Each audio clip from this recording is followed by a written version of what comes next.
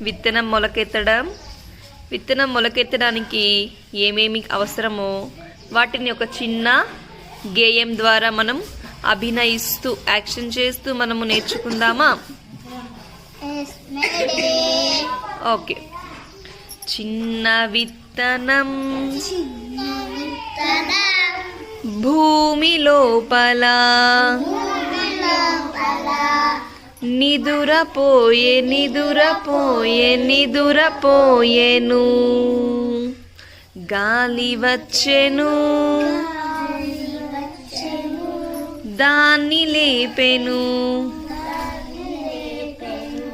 నేను లేవను. చిన్న విత్తనం భూమి లోపల నిదురపోయెను.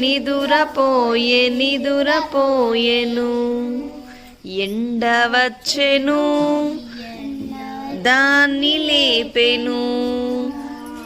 నేను లేవను.